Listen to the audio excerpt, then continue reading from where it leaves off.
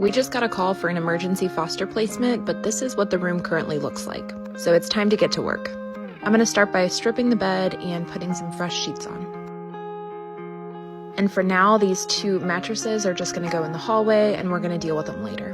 I also set out some age-appropriate toiletries in case they're coming with nothing. And I pull some fun stuff from our stash in the basement because I want them to know they're not just gonna get the bare essentials. I also leave out a journal because especially that first night can be tough.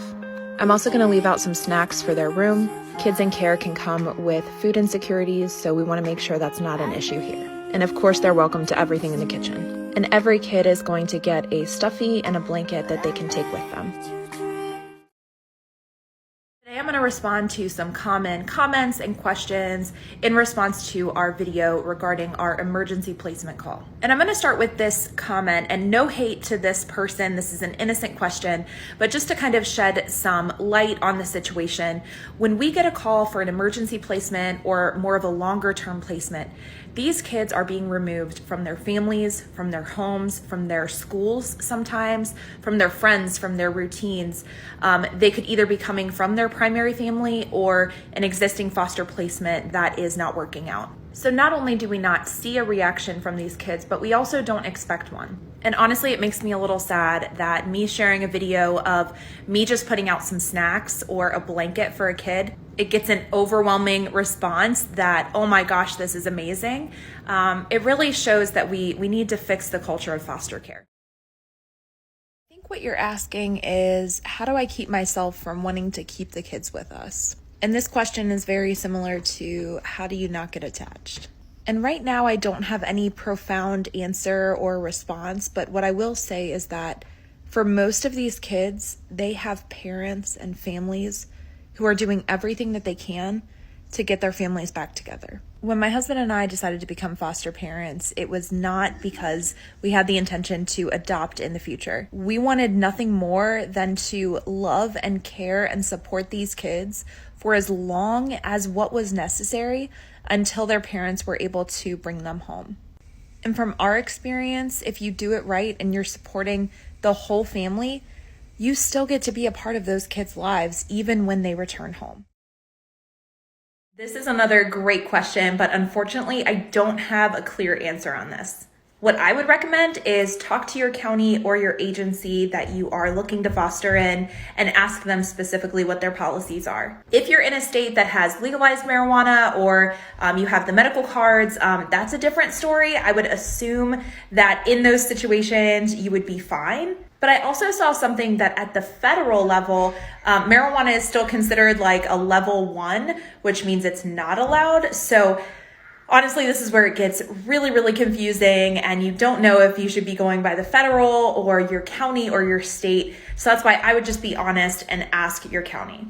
And we've been foster parents for 3 years now. We have never been drug tested, but I do believe that we're in a position where if our county wanted to drug test us, we would have to submit a drug test. So the short answer is, I don't know, contact your county, contact your agency. The long answer is, I think that if you're in a state, you can follow those state guidelines, but you just never know.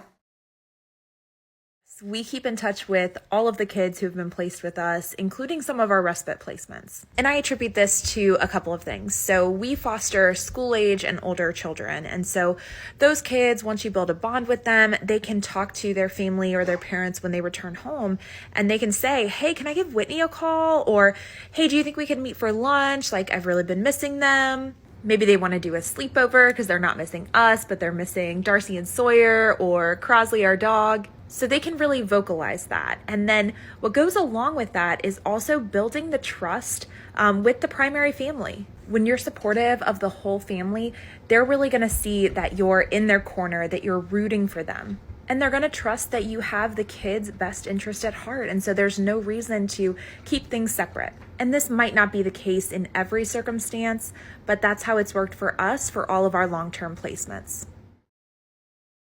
All right, you guys, it is time to buckle up because things are about to get a little uncomfy. So first, let me answer this question directly, but then I want to dig a little bit deeper. Any children who are placed with us while in foster care will not be on any of our TikToks, any of our Instagrams, any of our YouTube videos.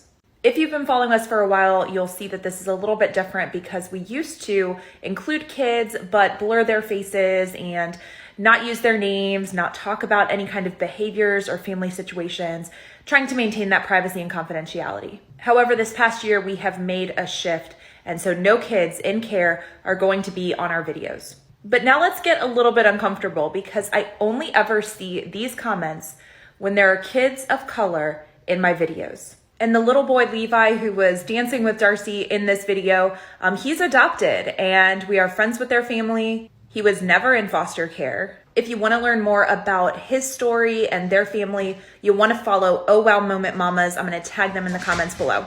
Now let's unpack why I only get these comments when I have children of color in my videos. And you may be thinking, Whitney, you're definitely white. So if there's a child who is a different color than you, they're not your child. And personally, I would just respond with, what does that say about what family looks like in your world? That could be my child and I am their parent through adoption. It could be a family member's child through birth or adoption. There's just so many different ways that this child could be anything other than a child in foster care. And we do have a diverse family, and so I will have family members in our videos, and I will still get comments like this, basically assuming that because the child is a child of color and they're in our videos, that they are in foster care. I never get these questions when it is a white child in the videos. So now let's get more uncomfortable. Because the sad reality is that we have these assumptions and we jump to these conclusions because children of color and families of color are impacted by the foster care system at a disproportionate rate. So what does that mean? That means that there are a disproportionate amount of children of color in foster care and a disproportionate amount of families who are having their children taken away. And I don't think that this is something that the foster care system is really ready to tackle, but we should start talking about it. And it all does stem back to systematic racism. Families of color are at a higher risk of experiencing poverty, drug abuse or addiction, possibly crime, and it doesn't have anything to do with their character or who they are as a person. And this is why I don't believe that we can fix or reform foster care by just looking at foster care alone.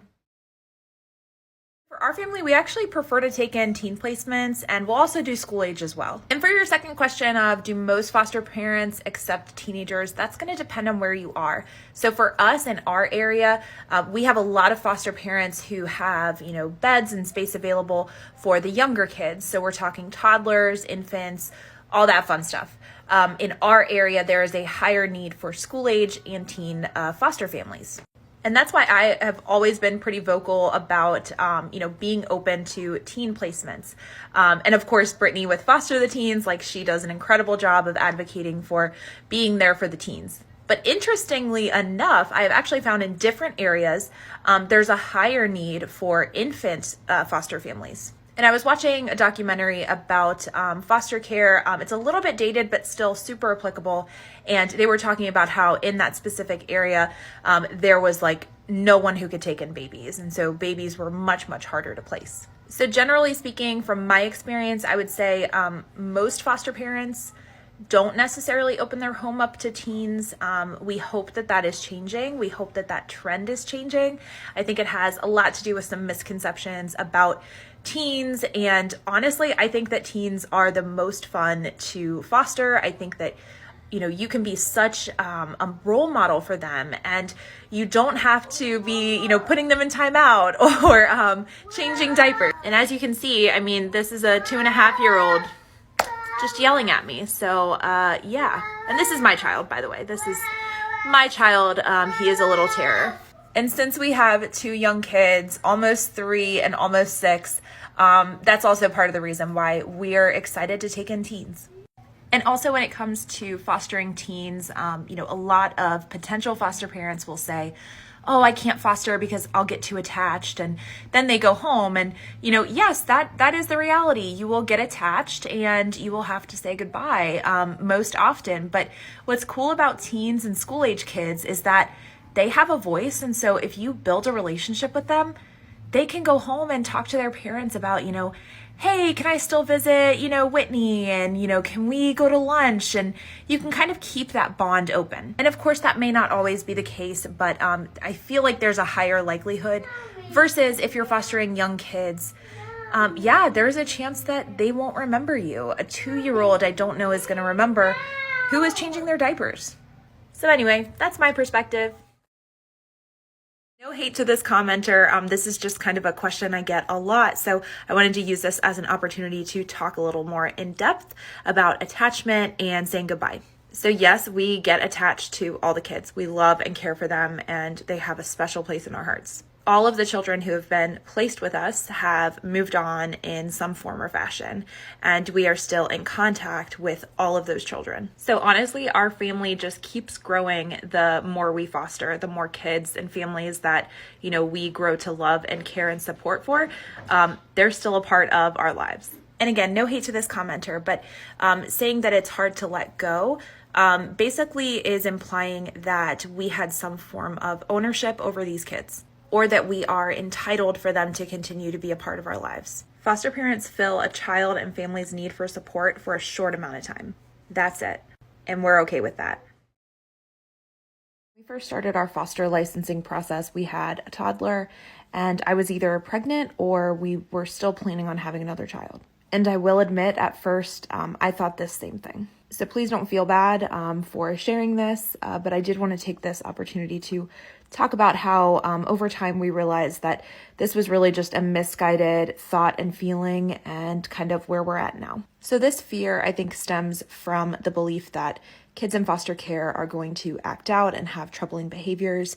And I think some horror stories that make headlines or that get talked about, those are viewed as what happens all the time versus the extreme circumstances. So first, I just want to clarify that that is not the case. When kids are removed from the home, I would say majority of the time it is not because of anything that they did. It has to do with the home life and the parents. So these kids are just like any other kids. And also, as a foster parent, you are able to set what child characteristics you are able to support in your home.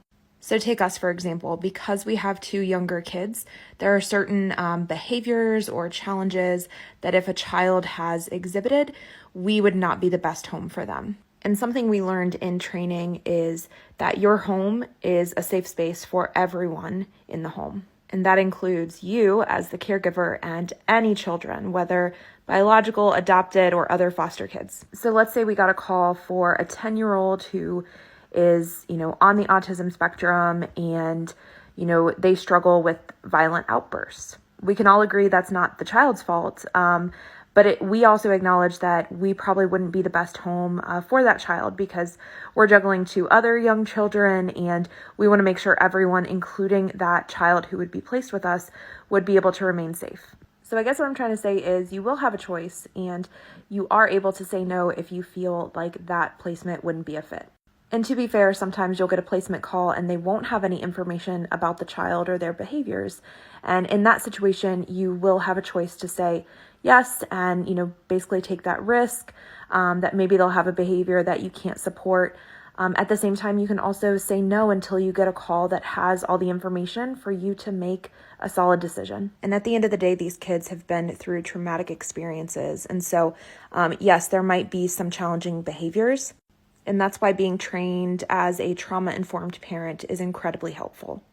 And I will say that out of all of our longer-term placements and short-term placements, we have never felt unsafe, and we have never had our kids in any kind of danger. But thank you so much for bringing this up, and I just encourage people to talk with their caseworkers and have open conversations. This year was one of the toughest years I've experienced. The year started with our family experiencing a lot of grief. Our foster daughter of 18 months was reunifying with her family. And while we were so happy for her and her family, there's still a genuine sense of loss as we readjusted to a new normal and not seeing her every day. I also learned that the nonprofit I was working for would no longer need me due to losing their biggest contract. So I was facing being jobless in a few months. Still, we remained positive and focused on the possibilities the future would hold. A few months into the new year, we accepted a foster placement of 3 siblings, and just like that, we were temporarily a family of 7. But then things were flipped upside down. the county unnecessarily removed the children from our home and sent them to a new foster family. It was messy, it was traumatic, and we were beside ourselves with how to process what was happening, and most importantly, how it would impact the kids. My faith in the child welfare system was badly shaken, and we agreed to not continue to foster through that county. I found myself stripped of my career, stripped of my ability to be a caregiver to children in foster care, and after pulling our toddler from daycare to save money and be a stay-at-home mom, I realized I was not able to create structure and learning for him at home like he had before. I was failing on every front, and I lost myself. I suffered from a deep depression that lasted nearly 6 months. I wasn't taking care of myself, and I was ashamed every time I looked at myself in the mirror or found another piece of clothing that didn't fit me anymore. And I am so done with the person I was. I will not let the experiences of last year or depression define me. This year is more than a fresh calendar page. It is truly a rebirth for me. So many positive things have begun to line up. We are once again foster parents with a new county who is so supportive and appreciative of what we're doing, not just for the kids who come into our home, but for everything we're doing on social media. I once again am employed in building trainings and resources for child welfare. And while I don't want to focus on the scale, it is a measurement of how I'm treating my body. So there's a lot of changes I'm committed to making in order to fuel and move my body the way it desperately needs. So here's to resilience, here's to change, here's to not a new me, but the true me. When we're expecting a placement of a boy, we do a few things a little bit differently in our foster room. We try to pull some of the more girly items and hide those away. I also try to find a couple of fun things that they might like to take with them. And I ended up taking off the flower bedspread temporarily. They'll still get a journal and snacks, and those stay the same, along with some age-appropriate essentials. And since we don't know anything about the kids before they come stay with us, we do have to go by some gender norms, and then we just adapt as we get to know the kid. And on top of the snacks they'll have in the room, we also stock up our pantry as well. We try to balance out some fun things with some healthy things. And we always love to make a big breakfast the second day. I've gotten variations of this question, so I wanted to go ahead and address it and some of the considerations when you're a foster family, but you also have pets. And as a disclaimer, I'll just let you all know that this is going to depend on your state, on your county, and your agency. We currently have 2 dogs, and I'll talk about what we have to provide to our county and our agency with being pet owners. So number 1, they're going to ask for up-to-date veterinarian records. They want to make sure the pet is healthy, that they're up to date on any vaccines. And our specific county requires that dogs are licensed, so we have to make sure that we provide proof that they are licensed through our county. And the cost of that is around $30 per year. When we had guinea pigs, really there wasn't anything that had to be shared. There weren't any vet records that they required, but we did have to disclose what animals we had in the home. I would imagine that cats would follow similar guidelines to the dogs, so getting veterinary records, and I don't think there are any licensing requirements, but again, check with your specific area. And any other pets in the home, you just want to make sure that you disclose that with your agency, with your caseworker, and see what documents they require. I've also gotten questions as far as what happens if a child is placed with you and they have an allergy to your specific pet. And sometimes the child or the family is not going to know that there's an allergy until they're put into an environment where there are pets and they realize that they're having a reaction. This is something you'd want to bring up to the caseworker right away. You would want to see if there are any over-the-counter medications that you could administer to lessen the symptoms for the child. Depending on the severity, if they're extremely allergic, it might result in an emergency placement. So moving the child from the home in which the pets are to a new foster family right away. If it's not as severe, it might be a longer displacement where the caseworker would be able to have a few days or a week in order to find a better fitting home. So if you're a foster family with pets and with pets that there might be allergies, it is something that you want to be cautious of because there might be cases where kids are placed with you and it's a great fit except for the pets, and unfortunately, that just means that it's not a good fit and they're going to have to find another home that's better suited for the child. Something else to mention is that there may also be breed restrictions. I know this isn't always fair, but it's just the reality, so check in on that with your caseworker. And when it comes to kids being afraid of any pets that are currently in your home, the way that we handle this, because we have had kids be a little more hesitant, a little scared initially, And what we do is just remove the animal first. So we'll either put them outside, we'll put them in a different part of the home, and we'll try to reintroduce the child and the pet in a more slow process. And for us, that has worked so far. Another really interesting question. So have we ever been falsely accused of anything by the primary or the biological parents? And from our experience, I would say no. I don't think anything has ever come up where we've been falsely accused. There have been things that have been brought up, but I feel like they are valid concerns. If my children were with a different family and with people that I don't know, and I saw something that raised concern, whether that's a scratch or a rash or anything, I would bring that up and I would want somebody to pay attention to that. So we have had situations where that has happened with, numerous placements in the past, and it's always been valid. And I think that the more that you can build a relationship with the primary parents, the less you have to fear that they're going to come up with some sort of allegation against you. You can talk directly with them.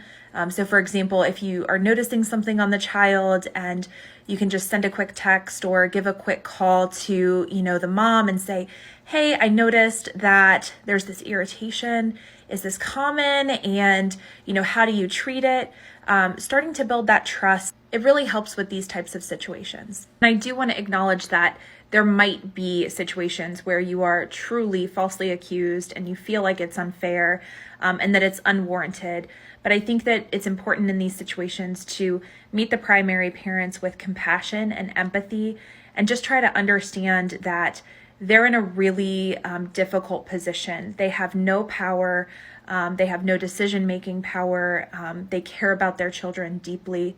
I know there are situations where, it may not seem that way because they might be struggling with addiction and putting drugs or alcohol or, certain things like that over what's best for their kids. I totally understand that. But again, in most cases, these parents absolutely love their kids. They want their kids back.